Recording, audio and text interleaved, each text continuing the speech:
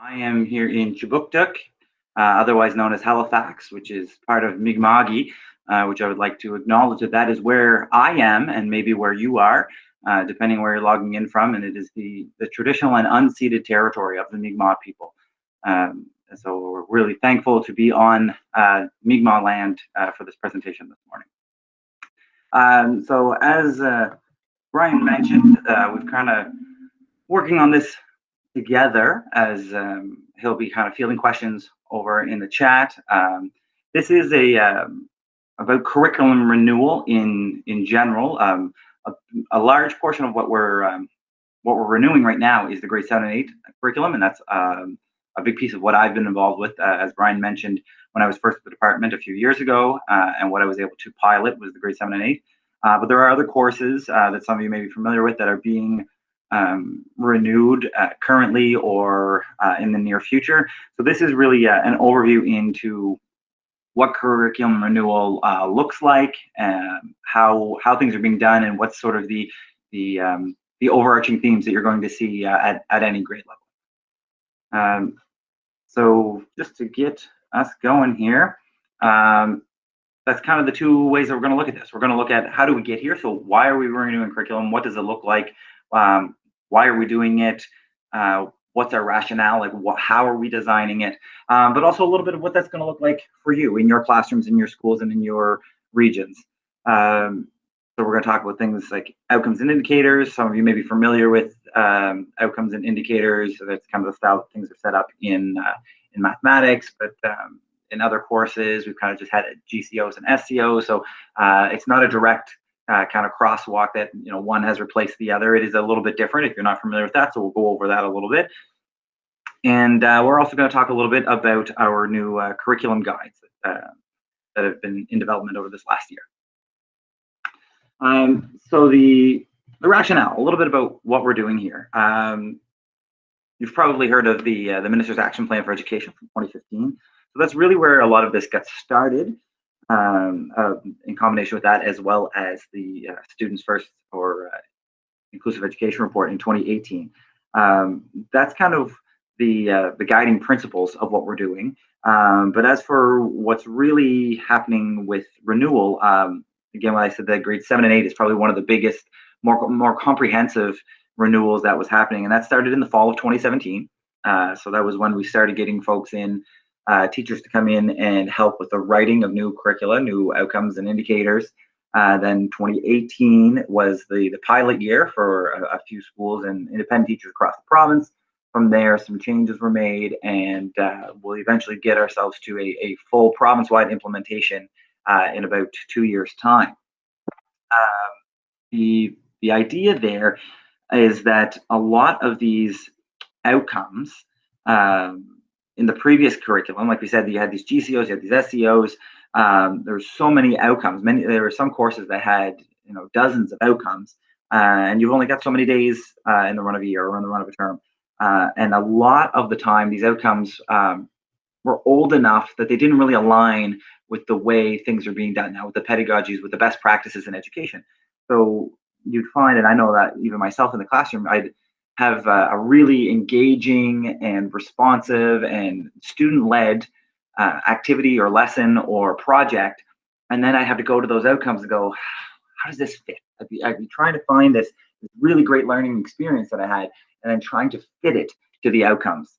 So in a broad sense, what's been done with this curriculum renewal is that the newer outcomes, the new developed outcomes, they're more broad.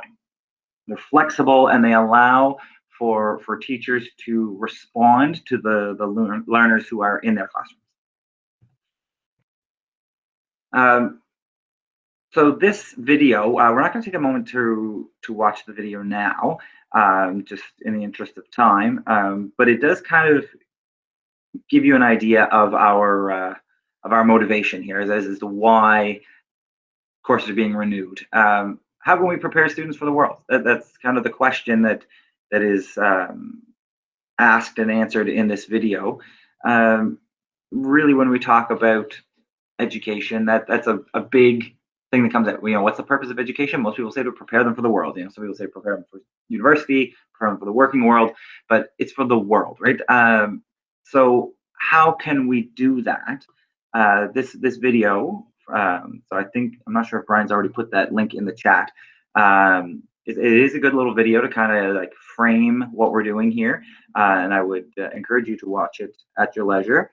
But this is really where our new structure and framework is coming from. It's that idea of how can we prepare students for the world. So in 2015, as part of, along with the action plan, the Department of Education implemented essential graduation competencies. So the idea here is that there are fundamental attitudes, skills, and knowledge that are necessary for success in the world. And they've been grouped under these 6 categories of citizenship, communication, personal career development, creativity, creativity and innovation, critical thinking, and technological fluency.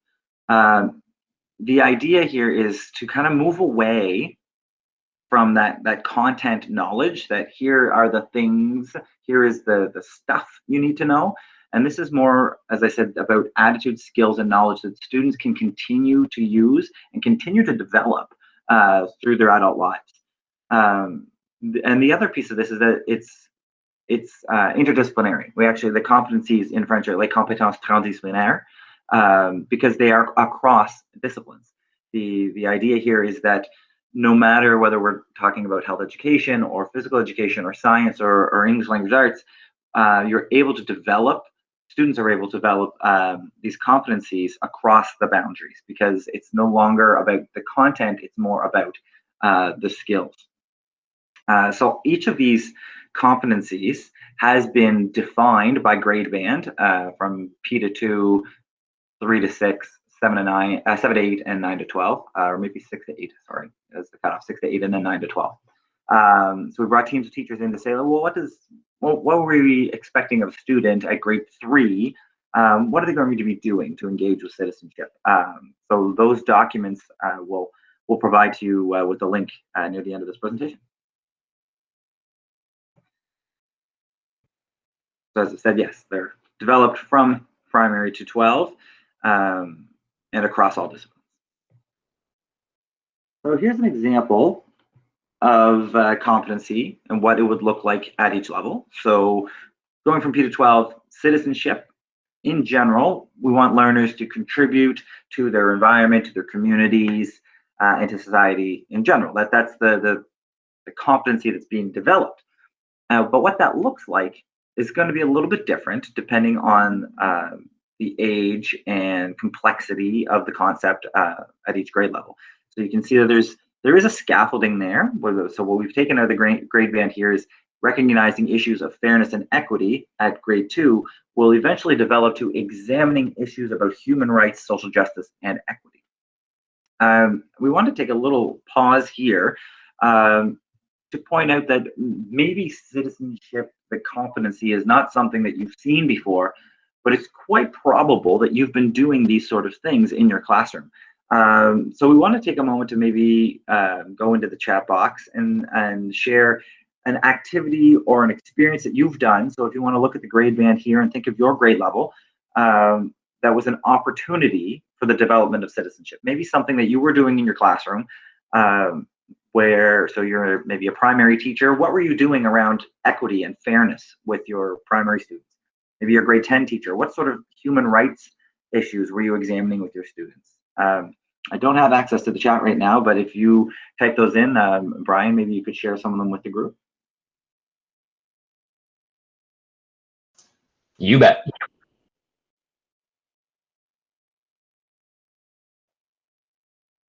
When I was teaching 7 and 8, I was in a P to 9 school, so I know that fairness and equity it's a big thing in elementary school. That's a really, and I have young ones my own. That's not fair is something that's very relevant to children. So when you're talking about sharing, that is going to be about fairness, or taking turns on the playground. Some of these really foundational norm building things are developing student citizenship.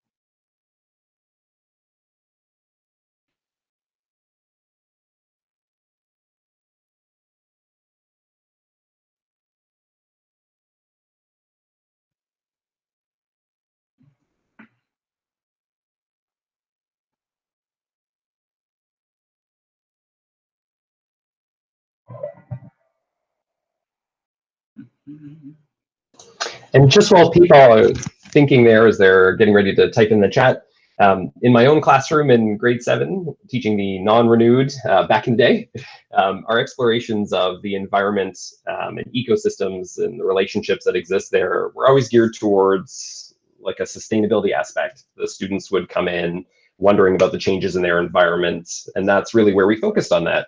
And so that is an opportunity for them to develop, you know, that competency of the citizenship. A lot of times when we do professional learning with teachers, this is that time where, you know, they'll look back on a learning experience that they've offered and say, ah, you know what, that was an opportunity for citizenship, or that was an opportunity for communication. And so they happen inherently in a lot of the things that you're teaching.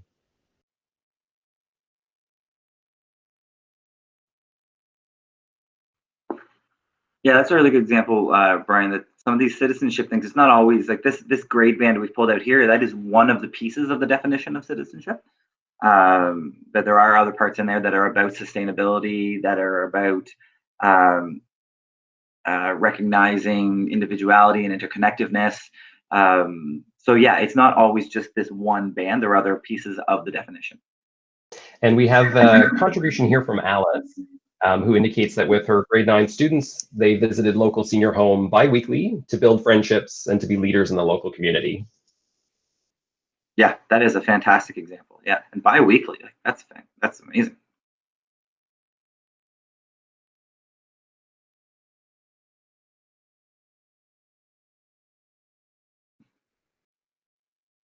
Well, I might move a little bit forward here, but if you are still sharing, feel free to add it to the chat, and it may spark an idea for someone else as well.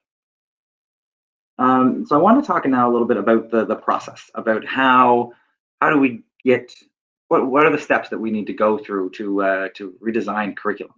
So the first step is a review. It's basically the acknowledgement that something needs to be done. Maybe it's saying, hey, we haven't looked at this curriculum in 25 years, or it's looking at the outcomes saying these are really out of sync with our best practices and pedagogical approaches. So when we look at this process, there is that first step of acknowledging that we want to make some changes and that we want to renew something, and that can be, you know, something like we said from the minister's report in 2015, the action plan, or inclusive education, that these sort of things kind of shed light onto the curriculum and say, okay, this is now out of alignment and we're going to need to make some changes. So at that point, we will call in teachers to help develop, and that could be developing from scratch, like a new course where we had with Citizenship 9 a few years back. We brought teachers in to write a course from scratch, or with the grade 7 and 8 curriculum renewal, it was to say, okay, well, here's the concepts that we already had in grade 7 and 8. How do we want, what needs to stay, what needs to go? And we want to really ask the teachers who are working with us every day. I think when we did our grade 7 and 8 renewal, we had close to 100 folks in here across the different subject areas that that came and helped us develop the new outcomes that would be used for the pilot. So that designing process is part of the writing, and then it gets piloted, right? So there's this first year of implementation is when the curricula goes out, and it's in a few schools to test it and say, wow, that outcome, that's not working, or wow, that's way too big, let's cut that up a bit. So the pilot year is really important for providing us more information for further revision, to say, you know what, we need to dial that back, or we need to expand this, or we need to trim that down, and then we can go forward with full implementation. Once we've done that revising, then we have our copy editors and our publishers that kind of formalize it and beautify it, and we end up with this visual document that is largely online at this point. We have our curriculum website now, where we're going to be keeping our most up-to-date documents, and it's a lot simpler than the old curriculum cart, for those of you who are familiar with that. So once we've piloted, review again, we're going to get more feedback from teachers in the field, especially an example we can throw out there is that with social studies, it was written in 2017, 2018, piloted in the year of 2018, 2019. And even in this this past year, we were continuing to get feedback about modifications that need to be made. So the social studies renewed outcomes for grade 7 and 8 for 2020 are quite different from what was written in 2017, because we're taking that feedback from teachers and making sure that we have the right curriculum for your students. So who designs it? Who writes it? As I said, the largest portion of our group, the main people writing this, are teachers, subject area teachers. We had different teams of there's the science and technology team, the English and social studies team when we did the grade 7 and 8 renewal.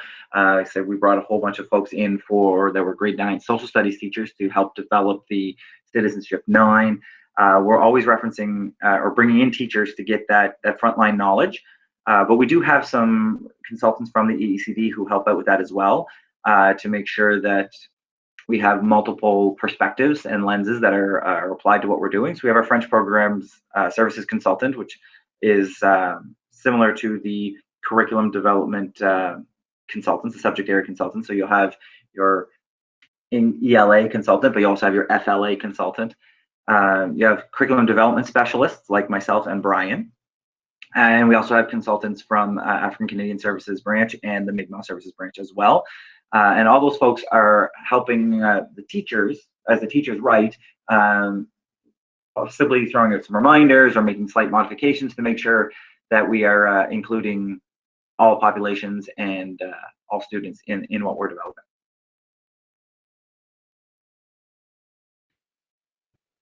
So the design of our new curriculum. There are a lot of acronyms. Some people say there's acronym overload, and different considerations and different frameworks that we apply. I think what's important to acknowledge with these different considerations in our writing, it's not that we're saying, okay, let's put in this UDL piece here, and let's make sure that we have a CRP activity here, and let's add a project-based learning activity here. The real idea is that when the curriculum is being written, it considers all of these aspects, and not in a complicated way that's trying to get a little piecemeal sort of curriculum of all these pieces, but it's when the curriculum is written and designed, it doesn't provide any barrier to any of these aspects. So the idea is that you can be more flexible. That's flexibility is really a big underpinning of the curriculum renewal process, and that allows teachers to design for their lessons for their students. It allows them to respond to the students that are in front of them. That flexibility is so much less structured and prescriptive, and it makes the curriculum more adaptable to the students who are in the classroom. You won't see something, an outcome that says write an essay, because that's not universally designed. You might choose to write an essay. That might make sense for the students who are in front of you, but the essay in that case would be the goal if the outcome is written that way. But that's not the goal. The goal is that we want students to communicate the learning in a specific way. So communicate their learning is actually a phrase that you would hear in quite a few of our outcomes and indicators.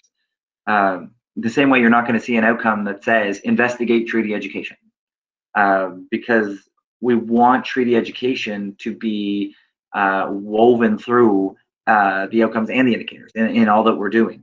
You can't, treaty education is too complex to say, like, here's that outcome, it's done, we did it, okay, now we can move on. The point of treaty education is to be acknowledging that we're treaty people, and that in everything that we're doing, we are living our treaty relationship with people and with land. So the curriculum can be open in a way that allows teachers to access that when the time is right or when the content is right for the students in their room.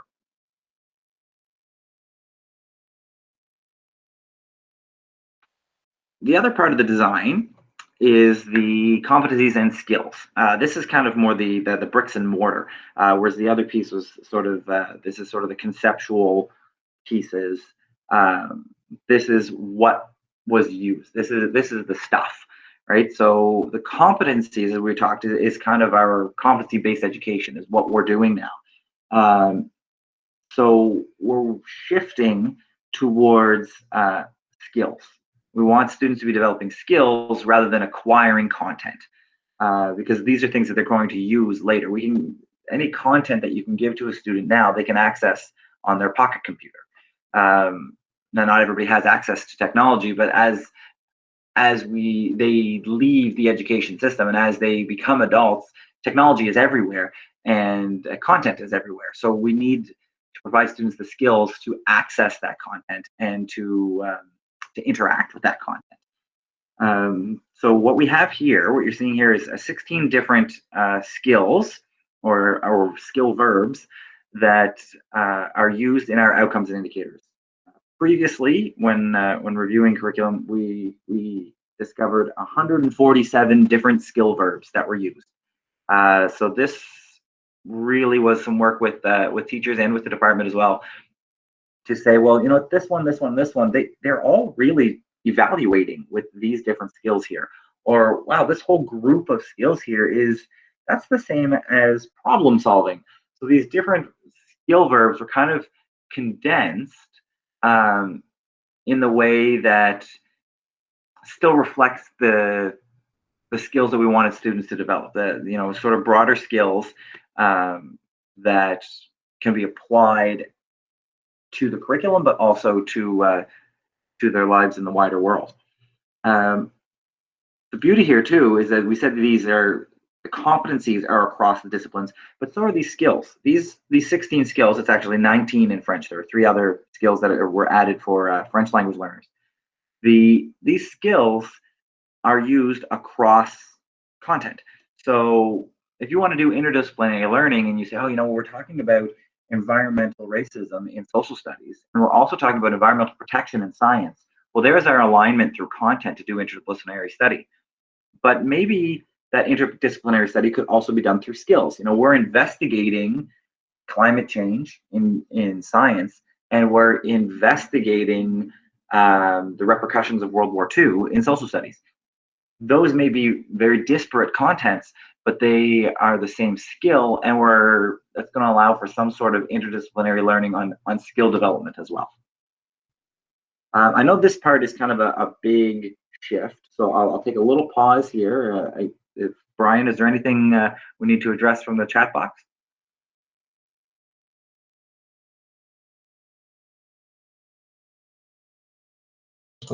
There are just a few comments here from Michelle about opportunities for students. So students could share and teach each other in small groups based on personal experiences.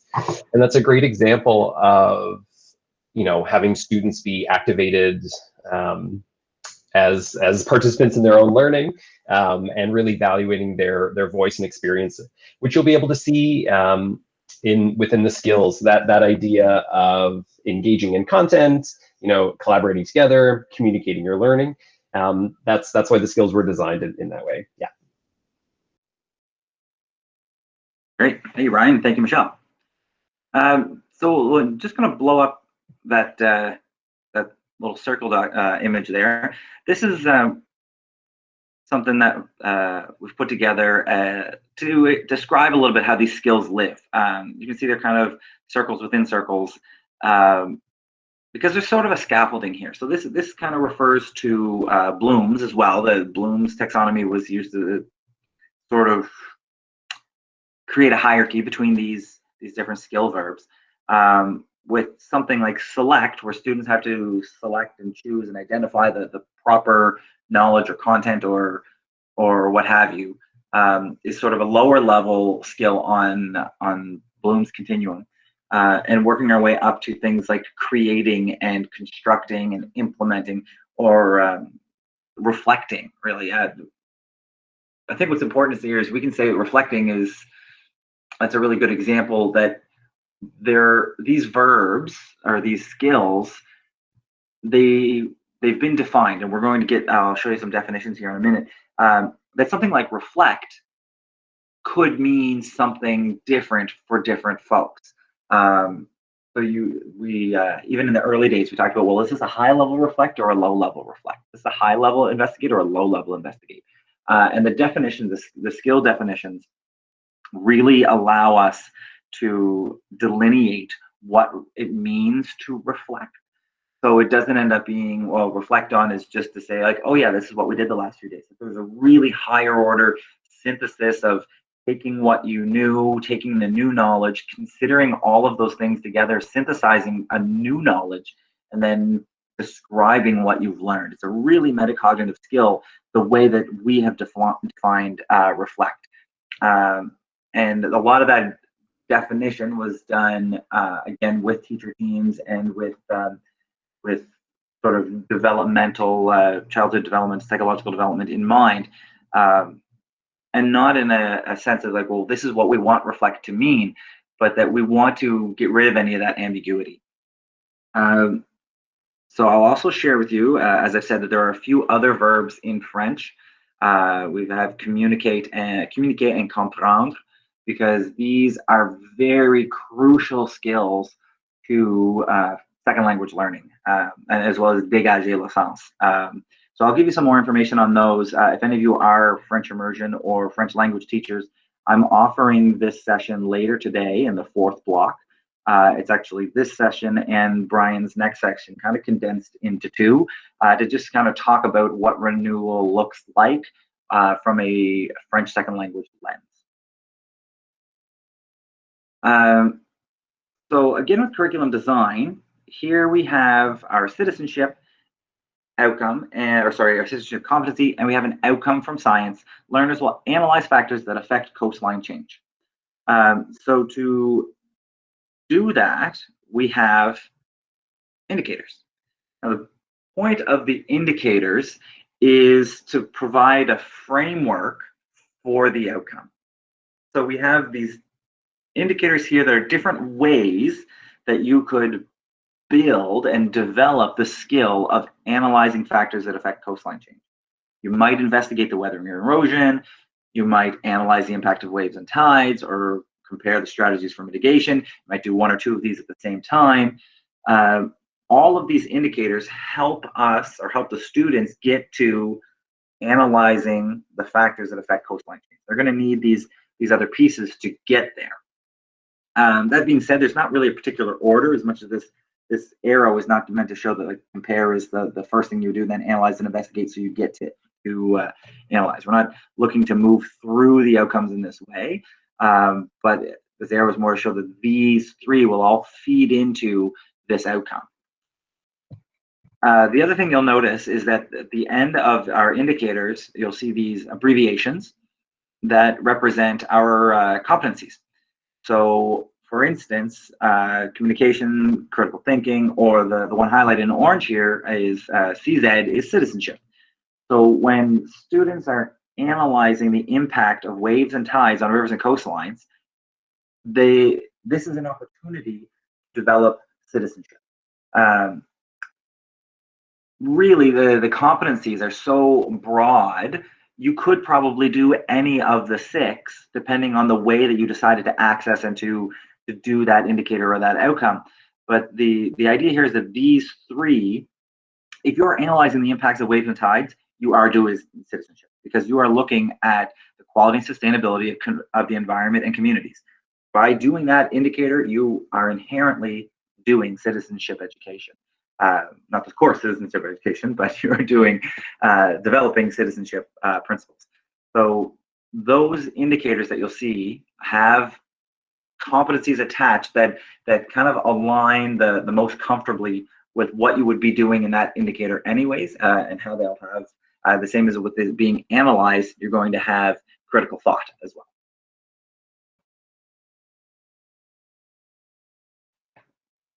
So one of the documents that is created with our curriculum renewal is what's called the at-a-glance document. So the at-a-glance document is there's a little screenshot here on the left, and it is going to provide a quick reference. Most of these at-a-glance documents are usually about a dozen pages tops. They're quick snippets to see what are my outcomes, what are my indicators, what are some questions that I can use to engage students in learning, sort of like launching points for inquiry. All of this information is provided sort of as a quick reference at a glance.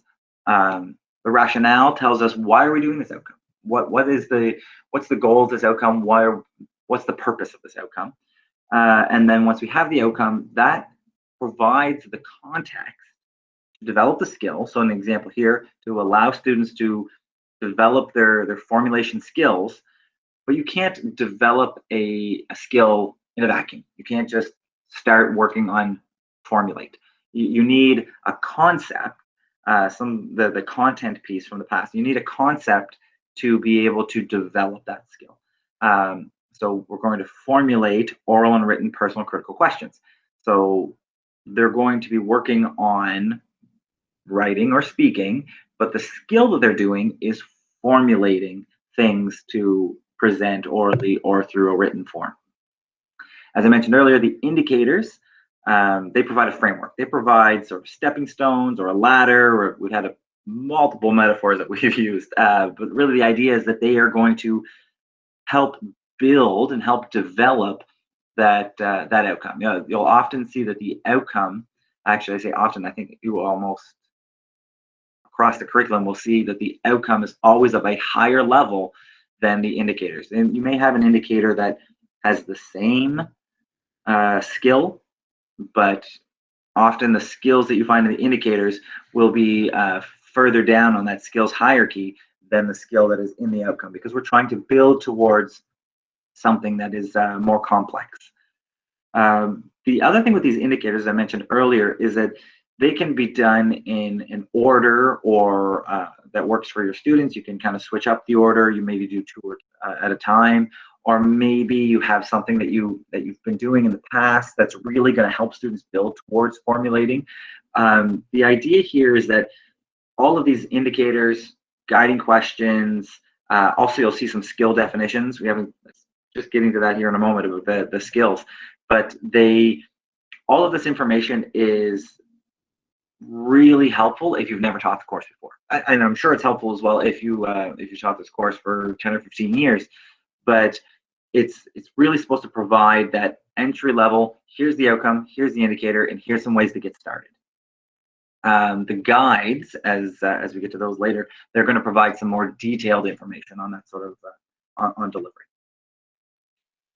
So as I mentioned, outcomes, they provide the context for skill development, and the indicators provide the scaffolding to support the outcome, to get to the outcome.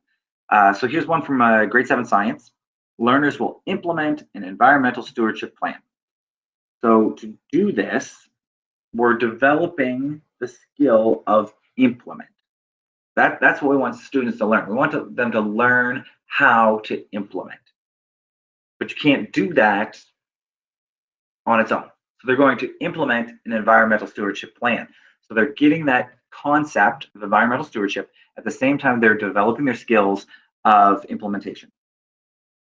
So this flexibility here, I'll talk again about that, is that we have 3 indicators: to select the strategies for conservation, to investigate environmental stewardship initiatives or community initiatives, and to formulate an environmental stewardship plan. Now, maybe you're going to select some strategies. Okay, we want to learn about some different strategies that exist, and we're going to select the ones that we like. Then we're going to look at some community initiatives that are doing those type of strategies. But maybe you're going to investigate the community initiatives, and once you've looked at a variety of different initiatives, you're going to select a conservation strategy based on what you've learned from those groups. And maybe you're going to finish by formulating a plan and then implement it, or maybe you're going to formulate the environmental stewardship plan, and in doing that, you're going to select some different strategies, and then prior to implementation, you're going to investigate what community groups have done so that you can implement it in a sort of a best practice. Like, what are they doing? Let's try and follow some of what they're doing, or let's learn from what they're doing. So really, these can be done in any order, all with the goal of developing towards that implementation in the end. Is there anything that I should check in on there? Is there any follow-up questions to outcomes and indicators? Because I know that's a big piece of what you're dealing with, what you're working with every day in the classroom is outcomes and indicators. There are no questions in the chat, Matt, but this might be a good opportunity to remind folks that just at the end there, there'll be a link to a shared folder that will have some brief videos, 3 minutes, 4 minutes, that talk about planning and reading the at-a-glance documents. That will be helpful for you as well. Yeah, great reminder. Yeah, those videos can be helpful if it's a little information overload right now. Hopefully those will help you in the future. All right. So skills continuum, the skills continuum I referenced earlier. This is how we're defining, and by we I mean the groups who came in and write what it means to investigate at each level. If you looked at some of the older outcomes, you would see demonstrate understanding, describe with examples, explain how. These are kind of vague. And even if you were to have these new skills and say investigate, well, that can be vague too. So we really wanted to eliminate that ambiguity by creating a definition from P to 12. So some of the definitions might be similar from year to year. Like if you look, it might be a little hard to read here, but grade 6, 7, and 8. These are actually the definition of investigate at grade 6, 7, and 8 is exactly the same. But what's happening there is that the content you're using, the concepts you're developing in grade 6, aren't as complex as what you'll be doing in grade 7, and in grade 8 it's more complex again. So even though your skill definition is about the same in those 3 grade levels, it is delineated for you so you understand, it's very clear to everyone what it means to investigate, but also the complexity of the concepts is where we're able to scaffold from year to year.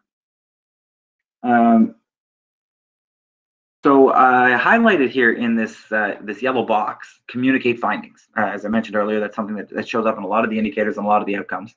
So communicate findings, like I said, this investigate can be used in any subject. So what does communicate findings look like in visual arts? And what does communicate your findings look like in music? What does it look like in phys ed? It's going to be different, for sure. But regardless of what the content or the course is, you're still able to communicate your findings. You're still able to communicate what it is that you've learned. Is there, oh, sorry, I wanted to talk a little bit about this pink box up here as well. So this was, if anybody here is not new to curriculum renewal, this is a modification that was made for this year. We really wanted to give an example of what this means. So we have our real detailed definition here in the continuum. We have a general idea of what does investigate mean? Well, it's the collection of information and the communication of your understanding. That's really the brief form of what you're going to find in here. But in here, it's going to give more detail on how you're going to collect that information, how you're going to communicate it. And this is an example of an outcome or indicator from an actual guide. So learners will investigate ways for preventing the spread of communicable diseases. So again, like I said in the past, what does that mean? How do you investigate those ways? Well, it means that you're going to ask and revise questions. You're going to locate relevant, dependable details. You're going to organize and compare details. You're going to identify relationships. All of these pieces, you might do all of them or you might do a few of them, but this is how you investigate as a grade 7 student. And what are you going to investigate? You're going to ask and revise questions about communicable diseases. You're going to identify relationships between preventing the spread of communicable diseases. What are the different ways that we can use?